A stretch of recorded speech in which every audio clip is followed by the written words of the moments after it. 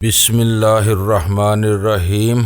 गुमनाम हीरो के मुअज़्ज़ज़ नाज़रीन, अस्सलामु अलैकुम। आइए चलते हैं कहानी की तरफ। रत्ना को अस्पताल की सबसे दौलतमंद नर्स समझा जाता था। इसके पास एक रेनॉल्ट गाड़ी भी थी। तुम समझ सकते हो कि इसके पास दौलत कहाँ से आती होगी। वो चंद लम्हों को खामोश हुई, फिर बात जारी रखते हुए कहने लगी, और फिर इसने एक बहुत दौलतमंद मरीज को फांस लिया और अस्पताल की नौकरी छोड़ दी। हमारा ख्याल था कि रत्ना इस दौलतमंद शख्स से शादी कर लेगी, लेकिन वो रईस इतना बेवकूफ नहीं था। सियासत में रहकर कोई शख्स खुद बेवकूफ नहीं बनता बल्कि दूसरों को बनाता है। इस रईस सियासतदान ने भी रत्ना को बेवकूफ बनाया था। कुछ अरसे इससे खेलता रहा और फिर इसे दूसरों के हवाले कर दिया। अब वो इसके दोस्तों और मेहमानों का दिल बहलाती है, लेकिन रत्ना बहुत खुश है क्योंकि दिल बहलावे के साथ इसे दौलत भी मिल रही है। पिछले दिनों सुना था कि इसने गोरखा में एक खूबसूरत लाज खरीद लिया है। गोरखा कहाँ है, मैंने पूछा। यहाँ से तकरीबन 150 किलोमीटर शुमाल में, मायावती ने जवाब दिया। खूबसूरत हिल स्टेशन है, वहाँ रॉयल पैलेस और किला भी है। नेपाल की रॉयल फैमिली गर्मियों में चंद हफ्ते वहीं गुजारती है। रत्ना के दोस्त सियासतदान का नाम क्या है, मैंने एक और सवाल किया। नागपाल, मायावती ने जवाब दिया। मैंने इंसानों के रूप में वाकई बहुत से नाग पाले हुए हैं। वो बहुत खतरनाक आदमी है। क्या वो असेंबली का मेंबर है, मैंने पूछा। नहीं, लेकिन वह असेंबली के किसी मेंबर या मिनिस्टर से ज्यादा ताकतवर है, मायावती ने कहा। इसने अपने गिर्द बहुत ताकत जमा कर रखी है। इससे तुम नेपाल का बाल ठाकरे कह सकते हो। जब चाहे हंगामे करवाकर शहर बंद करवा देता है। पिछले दिनों जो हंगामे हुए थे, सुना है इनमें भी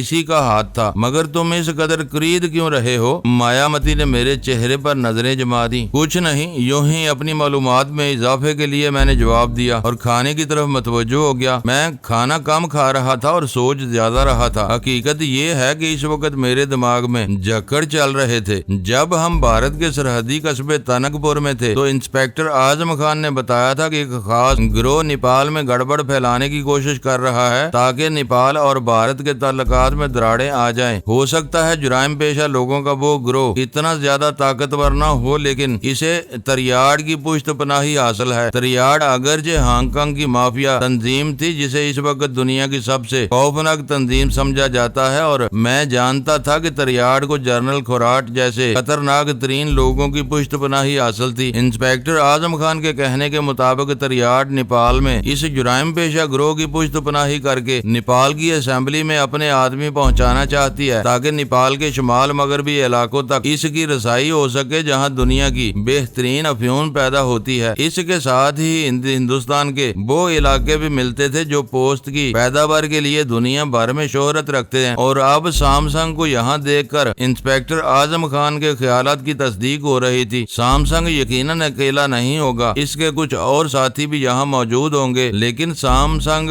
मुझे देखकर खिसक गया था। इत्तेफाक से सैमसंग का तल्लुक भी ऐसे आदमी से था जिसे नेपाल की सियासत में ट्रबल मेकर कहा जा सकता था। मायावती ने नागपाल के बारे में जो कुछ बताया था, इससे तो ऐसी ही राय कायम की जा सकती थी। मैंने सैमसंग के बारे में मालूमात हासिल करने का फैसला कर लिया और फिर मेरी नजरों में रत्ना ही ऐसी हस्ती थी जो इसके बारे में कुछ बता सकती थी। और फौरी तौर पर रत्ना के बारे में मजीद कोई सवाल करना मायावती को शक में मुब्तला कर सकता था। इसके साथ ही मैं देशमुख के बारे में भी सोच रहा था। वो तो दरअसल मेरा असल मिशन था, इसे मैं कैसे भूल सकता था। देशमुख रवि की पनाह में था और वो दोनों रिपोर्ट थे। पुलिस इनका कोई सुराग नहीं लगा सकी थी, लेकिन मैंने इन्हें तलाश करने का फैसला कर लिया था और मुझे यकीन था कि रत्ना ही से रवि के बारे में भी कुछ मालूम हो सकेगा। रेस्टोरेंट से निकलकर हम टहलते हुए अंदाज में चौक की तरफ आ गए। 10 बजने वाले थे, लेकिन सारी दुकानें खुली हुई थी। दुकानों के सामने हाकरों ने डेरे जमा रखे थे। फुटपाथ और सड़क का बेशतर हिस्सा तो इन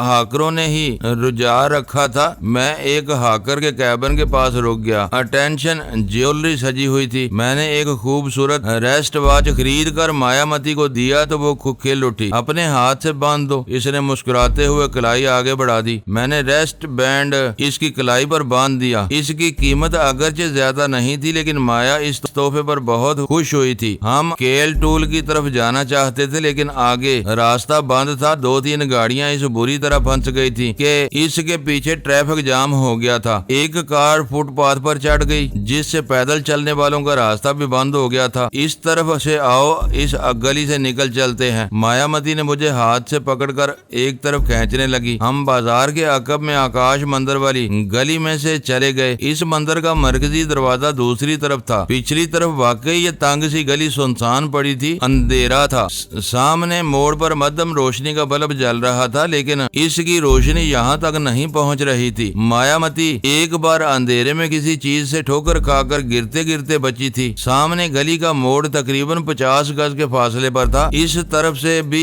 एक आदमी गली में आ रहा था। हमारे पीछे कदमों की आवाज सुनाई दे रही थी। मैंने मुड़कर देखा, एक औरत और एक मर्द तकरीबन 15 गज के फासले पर हमारे पीछे भी आ रहे थे। गालबन ये लोग भी हमारी तरह ट्रैफिक में रश से बचने के लिए इस तरफ आ गए थे। मैं मायावती से बातें करते हुए चलता रहा। मायावती मेरा हाथ पकड़ रखा था और वो मेरे साथ चिपकी हुई चली जा रही थी। सामने से आने वाला आदमी हमारे करीब पहुंचकर वो गली के ऐन वस्त में चल रहा था। वो मजीद करीब पहुंचकर इसने मायावती को दबाते हुए एक तरफ हटना चाहा तो यूं लगा कि मुझ पर क़यामत टूट पड़ी हो। करीब पहुंचकर इस शख्स ने अचानक ही मेरे कंधे पर घूंसा मार दिया। मुझे लगा जैसे मेरी नाक पर किसी वजनी हथौड़े से जोरदार ज़रब लगाई गई हो। मेरा दिमाग झंझना उठा। आंखों के सामने नीली पीली चिंगारियां सी रक्स करने लगी। मैं लड़खड़ा कर रह गया। मायावती भी चीखते हुए नीचे गिर गई थी। इससे पहले कि मैं संभल सकता, पीछे से आने वाले आदमी ने भी मेरी गर्दन पर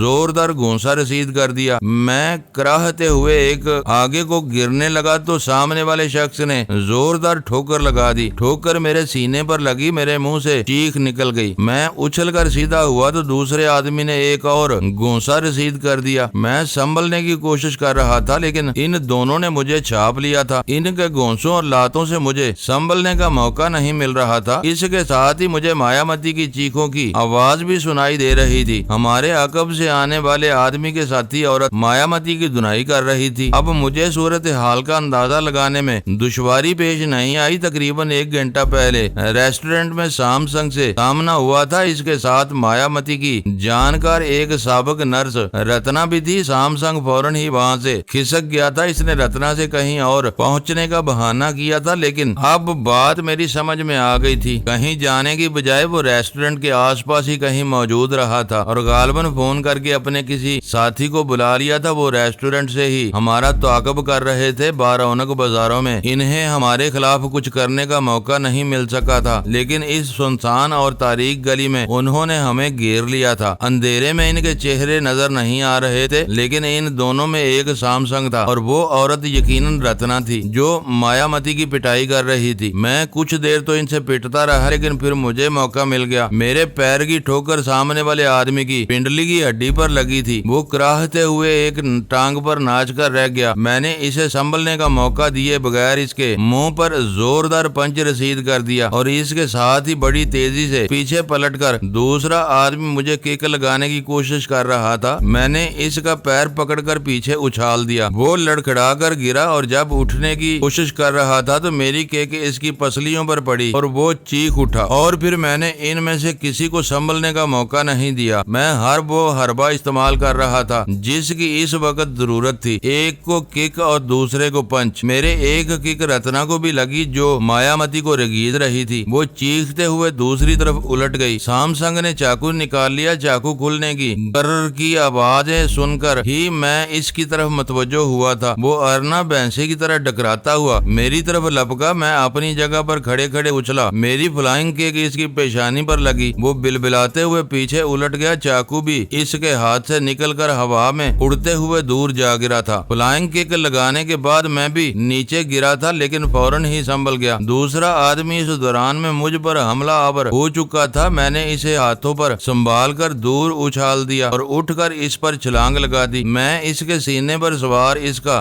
गला दबोचने की कोशिश कर रहा था कि एक चीखती हुई आवाज सुनाई दी, हिम्मत सिंह बचो। ये मायावती की आवाज थी। मैंने 1 सेकंड के 1000वें हिस्से में इस आवाज में पोशीदा हदायत पर अमल किया और अपने हरीफ को छोड़कर एक तरफ लौट लगा दी और इसी लम्हे जमीन पर पड़े हुए मेरे हरीफ की खौफनाक चीख गूंज उठी। सैमसंग चाकू से मुझ पर हमला आवर हुआ था। मायावती ने बरवक्त मुझे खबरदार कर दिया। मैं तो एक तरफ लौट लगाकर चाकू की ज़द में आने से बच गया, लेकिन सैमसंग का चाकू जमीन पर पड़े हुए मेरे हरीफ लतीफ के सीने में दस्ते तक पेवस्त हो चुका था। सामसंग बदहवास हो गया वो चाकू, इसके सीने में पेवस्त छोड़कर सीधा हो गया। इसी वक्त मैंने संभल कर इसे जोरदार फ्रंट किक लगा दी। वो चीखते हुए जमीन पर गिरा। मेरा ख्याल था कि वो उठकर मुझ पर हमला करेगा, लेकिन वो हमला करने की बजाय उठकर एक तरफ भाग खड़ा हुआ। रत्ना ने भी इसके पीछे ही दौड़ लगा दी। मायामती जमीन पर पड़ी हुई थी। मैंने दौड़कर इसे उठाया। वो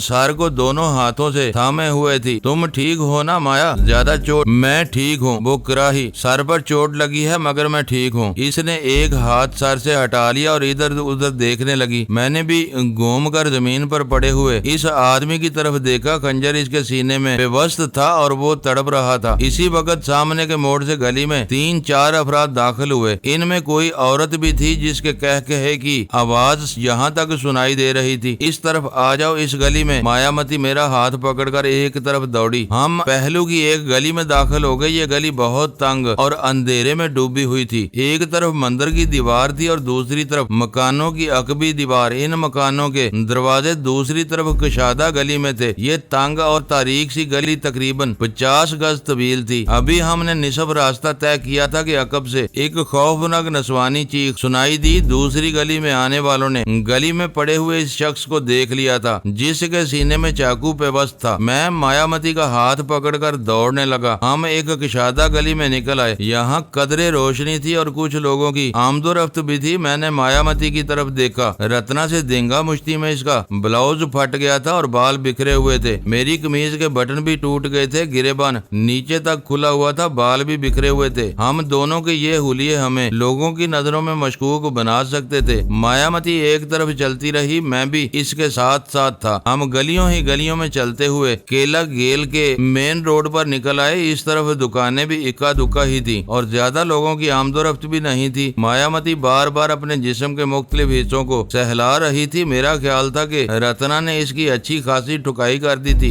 मायामती ने एक खाली टैक्सी रोक ली। हम पिछली सीट पर बैठे तो ड्राइवर ने गर्दन घुमाकर मुश्तबा निगाहों से हमारी तरफ देखा था। मायामती ने ड्राइवर बाग बाजार कहकर सीट की पुश से टेक लगा ली। टैक्सी कैल टूल और आहन टूल के इलाकों से होते हुए कांति पाठ अबूर करके रत्ना पार्क के साथ बाग बाजार की तरफ जाने वाली सड़क पर मुड़ गई। ल्यू होटल से जरा आगे निकलकर मायामती ने टैक्सी रुकवा ली। मैंने मीटर देखकर किराया अदा किया और हम दोनों पैदल होटल की तरफ चलने लगे। वो टैक्सी आगे जाकर बाएं तरफ मुड़ गई थी। मायामती ने एक और टैक्सी रुकवा ली। इस टैक्सी के जरिए हम रमशा पाथ में पर आ गए और फिर एक साइकिल रिक्शा पर बैठकर काली का स्थान नामी इलाके में पहुंच गए। ये रिहायशी इलाका था। यहाँ बड़े बड़े बंगले भी थे और छोटे मकान भी। रक्षा छोड़कर हम काफी देर तक पैदल चलते हुए और बिल आखिर एक मकान के सामने रुक गए। बंगला नुमा ये मकान दूसरे मकानों से कदरे अलग थलग था। मकान तारीकी में डूबा हुआ था और गेट पर ताला लगा हुआ था। दीवार से कूदकर अंदर से छोटे दरवाजे का कुंडा खोल दो, मायामती ने मेरी तरफ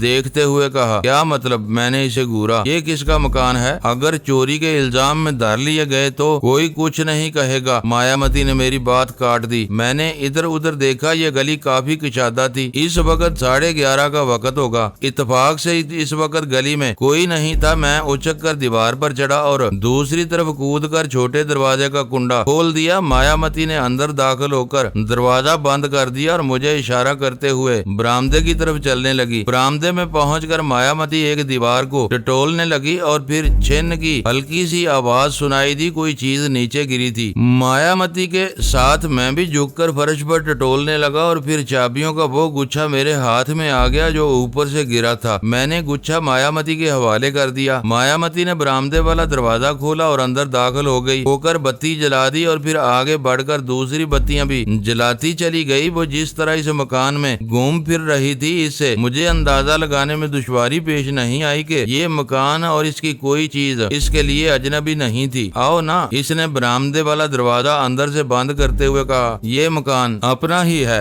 इसने मेरी बात काट दी। इसके होंठों पर खफीफ सी मुस्कुराहट आ गई थी। ये मकान मेरे ताऊ का है। वो कुछ अरसा पहले यहीं रहते थे, फिर गाँव चले गए। मैं सिर्फ वीकेंड पर यहाँ आ जाती हूँ। 1-2 दिन बड़े सुकून से गुजर जाते हैं। ये मकान 2 बेडरूम्स और एक मुख्तसर से लॉन्ज पर मुश्तमिल था। मुनासिब फर्नीचर भी मौजूद था और किचन में भी जरूरत की हर चीज मौजूद थी। मायामती मुझे एक कमरे में ले आई। यहाँ बेड पर कुछ किताब किताबें और कपड़े बिखरे हुए थे। एक तरफ ड्रेसिंग टेबल भी थी जिस पर जरूरत की चीजें रखी हुई थी। मायावती ड्रेसिंग टेबल के आईने में अपना जायजा लेने लगी। मैं भी इसके करीब पहुंच गया। मायावती के चेहरे और गर्दन पर चंद खराशें नजर आ रही थी। ये गालबन रत्ना के नाखूनों का कमाल था। इसके सर के पिछले हिस्से पर भी घोंमड़ था ऊपर आया था। वो खराशों का जायजा लेते हुए एक हाथ से दाएं तरफ सीना भी दबा रही थी। मैंने आईने में अपना जायजा लिया। मेरी नाक पकौड़ा बन गई थी और बाएं तरफ का जबड़ा भी सूजा हुआ था। मायावती ने आईने में मुझे देखा और उठकर दीवार के शेल्फ पर रखा हुआ एक डिब्बा उतार कर ले आई। ये मेडिकल बॉक्स था। इसने एक ट्यूब निकाली और उंगली पर क्रीम निकालकर मेरी फूली हुई नाक पर और जबड़े पर लगाने लगी। इसने दूसरी ट्यूब से अपने चेहरे और गर्दन की खराशों पर क्रीम लगाई और फटा हुआ ब्लाउज उतार दिया। वो जिस तरह बार बार अपना सीना दबा रही थी, इससे पता चलता था कि इसके सीने पर अच्छी खासी जरब लगी थी। इसने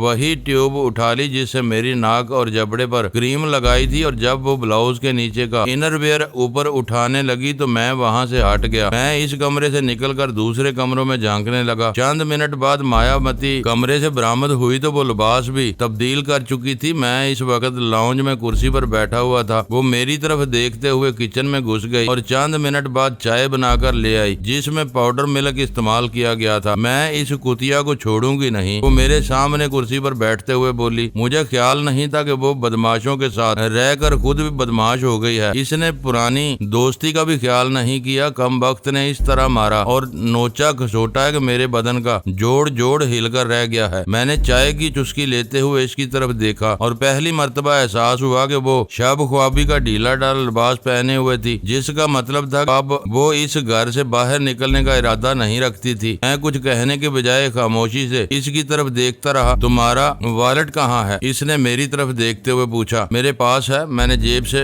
वॉलेट निकाल कर इसे दिखाया। इसका मतलब है इन्हें अपने मकसद में कामयाबी नहीं हो सकी। वो बोली, तुम क्या समझ रही हो? उन्होंने हमें क्यों गिरा था? मैंने सवालिया निगाहों से इसकी तरफ देखा। तुम्हें लूटने के लिए, मायावती ने कहा। वो गुंडों के साथ मिलकर आजकल यही धंधा कर रही है। शायद इसने समझा होगा शायद मैंने कोई बहुत दौलतमंद गाहक फांसा है। चुड़ैल भी साथ घर छोड़कर वारदात करती है, लेकिन इस कमीनी ने तो हद कर दी। मैं इसे ऐसा मजा चखाऊंगी कि जिंदगी भर याद रखेगी। मायावती की बातों ने मुझे किसी हद तक चौंका दिया था, लेकिन मैंने इस मामले में ज्यादा जिरा नहीं की। क्या तुम समझती हो कि उन्होंने हमें लूटने के लिए हमला किया था? मैंने पूछा। और क्या वजह हो सकती है? वो बोली, दौलत की हवस ने इसे अंधा कर दिया है। किसी दिन वो भी मारी जाएगी। इस आदमी को पहले भी कभी तुमने इसके साथ देखा है? वो चिपटी नाक वाला जो रेस्टोरेंट में इसके साथ आया था? मैंने पूछा। नहीं, मैंने इसे पहली मर्तबा देखा था। और यूं भी रत्ना तो बहुत दिनों बाद नजर आई थी, मायावती ने जवाब दिया। तुम्हें याद है मैं रेस्टोरेंट में तुमसे रत्ना के बारे में कुरीद कुरीद कर पूछ रहा था और तुमने मेरी इस जिरा का मतलब भी गलत समझा था। तो अब मतलब समझा दो। इसने घूर कर मुझे देखा और अपना सीना सहलाने लगी। इससे मैंने अंदाजा लगाया कि इसे चोट कुछ ज्यादा ही गहरी लगी थी। वो आदमी कोई रहजन नहीं है, मैंने इसके चेहरे पर नजरें जमाते हुए कहा। इसका तल्लक दुनिया की खतरनाक तरीन माफिया तंजीम तरियाड से है और वो राहजनी की मामूली वारदातों के लिए थाईलैंड से यहाँ नहीं आया। क्या मतलब? वो उछल पड़ी। तुमने अस्पताल में इंस्पेक्टर आजम खान और ब्रिंद्रा को बातें करते सुना था, मैंने कहा। यहाँ नेपाल में एक बहुत खौफनाक साजिश जन्म ले रही है, बल्कि इस घिनौनी साजिश पर अमल शुरू हो चुका है। मैं समझी नहीं। इसकी नजरें अब भी मेरे चेहरे पर मरकूज थी। तरियाड एक बहुत बड़ी माफिया तंजीम है। इसका हेडक्वार्टर अगरचे हांगकांग में है, लेकिन इसकी जड़ें पूरी दुनिया में फैली हुई है। पूरी दुनिया में मंशियात की सप्लाई पर इसका कंट्रोल है। मैं चंद लम्हों को खामोश हुआ और फिर इसे तरियाड के बारे में बताने लगा। आखिर में मैं कह रहा था कि यही खौफनाक तंजीम तरियाड अब नेपाल में अपने कदम जमाना चाहती है। नेपाल की एक जुराइम पेशा तंजीम से इसका मादा हो चुका है। इसमें कुछ सियासतदान भी शामिल है। ये लोग सियासत में अपने आदमियों को ऊपर लाकर इस मुल्क में मंशियात की पैदावार पर कंट्रोल हासिल करना चाहते हैं और इसके लिए वो कुछ भी कर सकते हैं। कत्लो गारत इनके लिए मामूली बात है। ये तो ब्रिंद्रा जैसे पुलिस वालों का दर्द सर है। हम तुम्हारा इनसे क्या ताल्लुक? मायावती ने कहा। तुम अपनी किसी दोस्त को किसी बदमाश के शिकंजे से छुड़ाने के लिए यहाँ आए हो। इस आदमी ने तुम पर हमला क्यों किया था? इन लोगों से मेरा कुछ पुराना हिसाब चल रहा है और आज इत्तेफाक से वो शख्स मेरे सामने आ गया था, मैंने कहा। और फिर इसे थाईलैंड के वाकयात के बारे में बताने लगा। मैंने गोल्डन ट्रायंगल में घुसकर जनरल खोराट को भारी नुकसान नुकसान पहुंचाया था। वो बहुत अरसे तक मुझे तलाश करता रहा, लेकिन मैं थाईलैंड से निकल गया था और मुख्तलिफ मुल्कों में घूमते हुए यहाँ पहुंचा हूँ। इस वाक़ये को अगरचे बहुत अरसा बीत चुका है, मगर ऐसी बातें आसानी से नहीं बुलाई जा सकती। यहाँ सैमसंग से आमना सामना होने और हम पर इस हमले का मतलब ये है कि पुराना खेल दोबारा शुरू हो चुका है। मेरी बातें सुनकर मायामती झुरझुरी सी लेकर रह गई। क्या तुम्हारा ये मकान महफूज है? मेरा मतलब है इसके बारे में और कौन जानता है? मैंने पूछा। कोई नहीं, मायामती ने कहा। मैं अपने साथ काम करने वाली दूसरी लड़कियों से कुछ मुख्तलिफ वाक़या हुई हूँ। दूसरी लड़कियाँ वीकेंड अपने दोस्तों के साथ गुजारती हैं और मैं यहाँ आराम करने आती हूँ, मुतालिया करती हूँ। यहाँ कोई मेरी तन्हाई में मुखल नहीं होता। मेरे इस गोशा आफियत के बारे में मेरे कोई दोस्त नहीं जानती, इसलिए तो मैं यहाँ आई हूँ। मुझे शुबा था कि रात को किस वक्त रत्ना गुंडों को लेकर मेरे फ्लैट पर पहुँच जाएगी, इसीलिए मैं यहाँ आ गई। यहाँ हम महफूज हैं। तुम्हारे लिए भी फिलहाल इस बंगले में जाना मुनासिब नहीं है। यहाँ जरूरत की हर चीज मौजूद है। हम चंद रोज बड़े इत्मीनान से यहाँ रह सकते हैं। और तुम्हारे काम का क्या होगा? तुम्हें तो ड्यूटी पर जाना होगा ना? मैंने कहा। कल तो मेरी छुट्टी है, मायामती ने जवाब दिया। मैं अपनी दोस्त को फोन करके कि वो मेरी एक हफ्ते की छुट्टी की दरख्वास्त दे दे। इसके बाद जो हालात होंगे इनके मुताबिक कदम उठाया जाएगा। मुअज़्ज़ज़ नाज़रीन, लाइक करें, शेयर करें और कमेंट्स बॉक्स में पाक आर्मी जिंदाबाद, पाकिस्तान पाइंदाबाद का नारा ज़रूर दर्ज करके अपने मुल्क पर फ़ख्र करें और पाकिस्तान की बुनियादें मजबूत करने में अपना किरदार अदा करें। वीडियो देखने का शुक्रिया। मुअज़्ज़ज़ नाज़रीन, अपना ख्याल रखिएगा और हमारे चैनल का भी। ISI पाक आर्मी जिंदाबाद, पाकिस्तान पाइंदाबाद।